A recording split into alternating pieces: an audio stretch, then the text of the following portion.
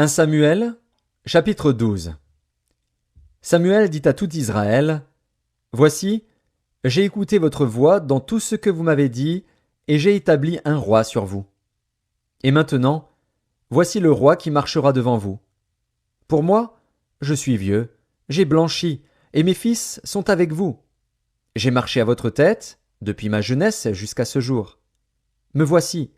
Rendez témoignage contre moi en présence de l'Éternel et en présence de son oint. De qui ai-je pris le bœuf et de qui ai-je pris l'âne? Qui ai-je opprimé et qui ai-je traité durement? De qui ai-je reçu un présent pour fermer les yeux sur lui? Je vous le rendrai. Ils répondirent, Tu ne nous as point opprimés, et tu ne nous as point traités durement, et tu n'as rien reçu de la main de personne. Il leur dit encore, L'Éternel est témoin contre vous, et son oint est témoin, en ce jour, que vous n'avez rien trouvé dans mes mains. Et ils répondirent, Ils en sont témoins.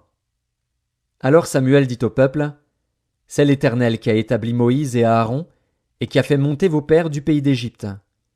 Maintenant, présentez-vous, et je vous jugerai devant l'Éternel sur tous les bienfaits que l'Éternel vous a accordés, à vous et à vos pères.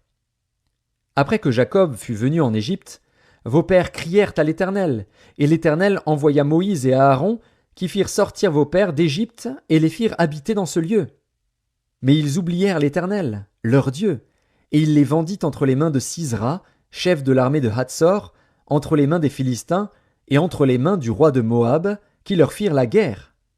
Ils crièrent encore à l'Éternel, et dirent, Nous avons péché, car nous avons abandonné l'Éternel, et nous avons servi les Baals et les Astartés.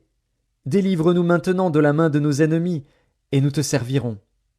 Et l'Éternel envoya Jérubbaal, Bédan, Jephthé et Samuel, et il vous délivra de la main de vos ennemis qui vous entouraient, et vous demeurâtes en sécurité.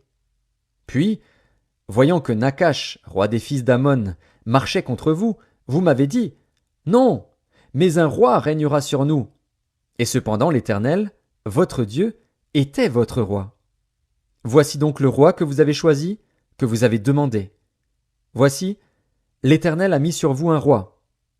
Si vous craignez l'Éternel, si vous le servez, si vous obéissez à sa voix, et si vous n'êtes point rebelles à la parole de l'Éternel, vous vous attacherez à l'Éternel, votre Dieu, vous et le roi qui règne sur vous.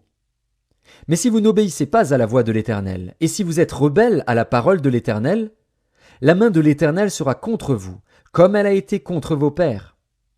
Attendez encore ici, et voyez le prodige que l'Éternel va opérer sous vos yeux. Ne sommes-nous pas à la moisson des blés? J'invoquerai l'Éternel, et il enverra du tonnerre et de la pluie. Sachez alors et voyez combien vous avez eu tort aux yeux de l'Éternel de demander pour vous un roi. Samuel invoqua l'Éternel, et l'Éternel envoya ce même jour du tonnerre et de la pluie. Tout le peuple eut une grande crainte de l'Éternel et de Samuel. Et tout le peuple dit à Samuel, « Prie l'Éternel, ton Dieu, pour tes serviteurs, afin que nous ne mourions pas. Car nous avons ajouté à tous nos péchés le tort de demander pour nous un roi. » Samuel dit au peuple, « N'ayez point de crainte. Vous avez fait tout ce mal, mais ne vous détournez pas de l'Éternel, et servez l'Éternel de tout votre cœur. Ne vous en détournez pas, sinon vous iriez après des choses de néant, qui n'apportent ni profit ni délivrance, parce que ce sont des choses de néant. L'Éternel n'abandonnera point son peuple, à cause de son grand nom, car l'Éternel a résolu de faire de vous son peuple. Loin de moi aussi de pécher contre l'Éternel, de cesser de prier pour vous. Je vous enseignerai le bon et le droit chemin. Craignez seulement l'Éternel, et servez-le fidèlement de tout votre cœur, car voyez quelle puissance il déploie parmi vous. Mais si vous faites le mal, vous périrez, vous et votre roi.